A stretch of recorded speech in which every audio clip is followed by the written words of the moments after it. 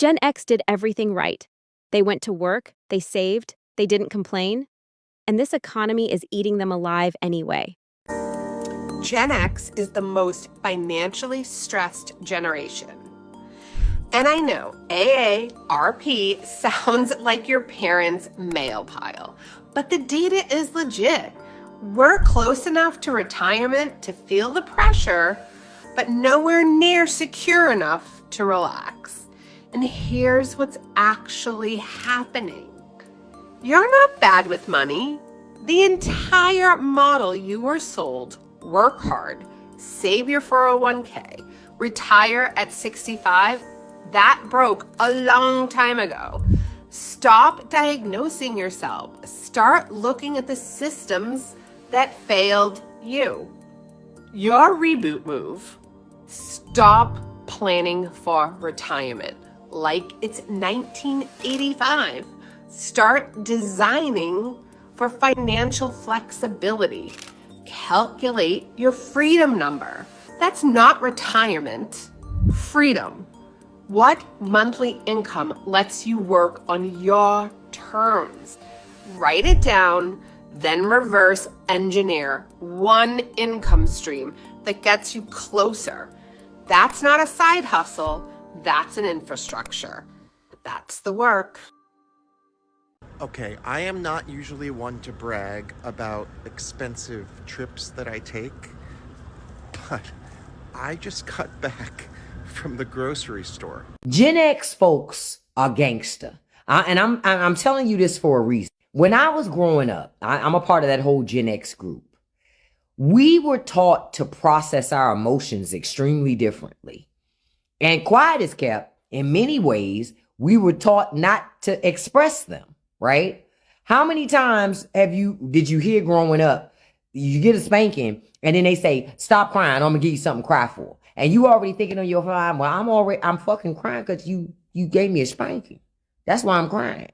But you weren't allowed to, you couldn't do all of that. You just had to be like, and just hold it together with a poker face.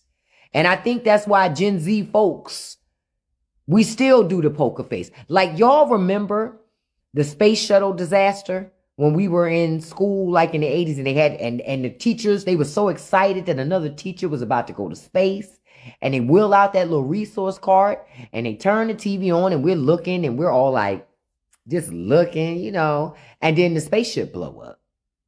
But ain't nobody say nothing. Nothing. They just turned the TV off, put it back in the resource closet, and we just went on with our day like nothing ever happened. That's how Jen... Retired, broke, heart all messed up, daughter's counting on me. You know, I don't have time to feel sorry for myself.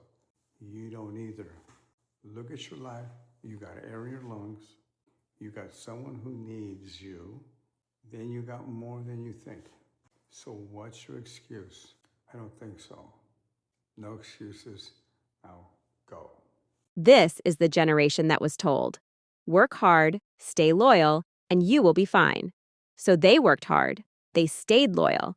They bought the house, funded the 401k, raised the kids, and kept their heads down for 30 years. And now they're in their 50s looking at retirement accounts that won't last, home equity that can't be touched, and job markets that would rather hire someone 20 years younger for half the salary. No pensions, no safety net, just a system that moved the goalposts every decade and told them to keep running. Gen X is not struggling because they failed. They're struggling because the deal was broken, and nobody wanted to say it out loud. One income carried me my whole life, but I know that that one income will not carry me in retirement.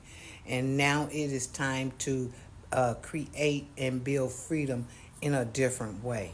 Hey everybody, I'm Trana, the mother to two and the grand to three. And I spent my whole life carrying the load on one income. I worked hard and I sacrificed, and retirement, it is still out of reach. Now as a grandma, I don't want to just survive anymore.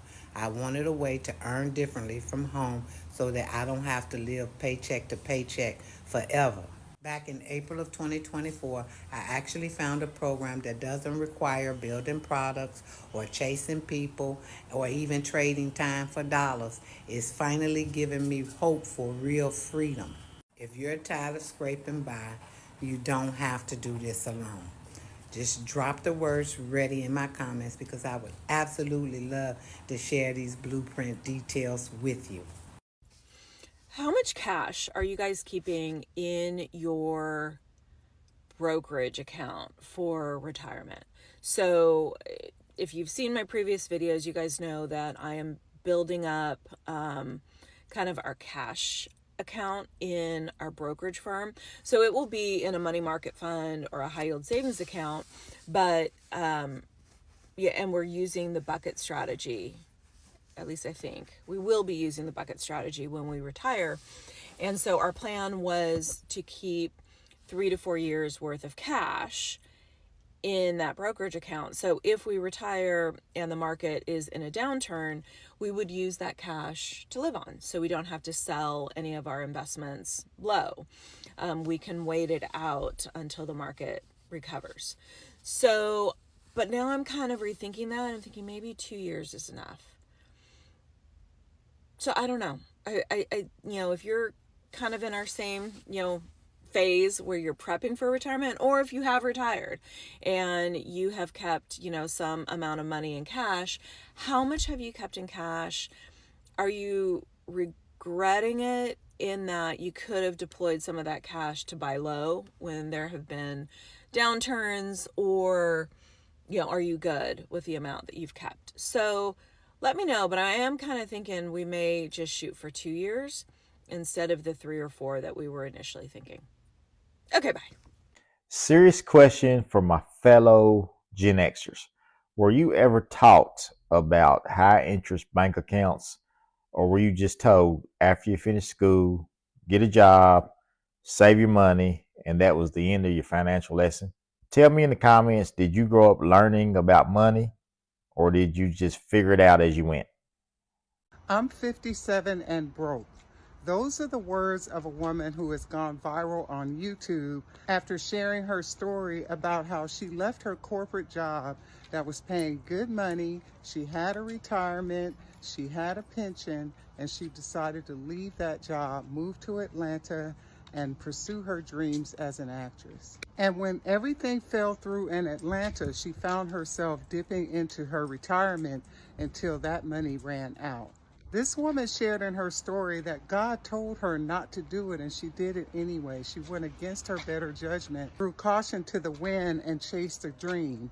And you can chase your dreams, but don't throw everything away while doing so. Do both. Do both, but always, always have a safety net. Don't wind up old and broke. And please use this as a cautionary tale, because I personally know a lot of 60-year-olds, 70-year-olds, almost 80-year-olds that are broke. Because every decision you make along the way is setting you up for what's going to happen when you're 57 and beyond. So many people are just one bad decision away from being in the exact same situation. All right, love you, bye. It wouldn't exactly work that way here, but a lot of the innovation you will see coming out of Breeds or DoorDash. In January of this year, 108,000 Americans lost their jobs in 1 month, the highest January total since the financial crisis of 2009. And 6 out of 10 companies say more layoffs are coming. Now, here's what nobody's telling you about those numbers. There aren't that many jobs actually hiring to replace them. And the people at the top, the ones making the decisions, they don't really care. And they want you scared. Why? Because a scared person doesn't think clearly. A scared person waits. And a scared person stays dependent. If you're Gen X and you're exhausted, not lazy, not ungrateful, just genuinely exhausted, this video is for you. Because you were the forgotten generation before the economy forgot you too. Drop a comment and tell me where you are right now. Are you where you thought you'd be at this age? because I think a lot of people need to hear that they are not alone in this. Subscribe, because somebody needs to be talking about the people this economy left behind.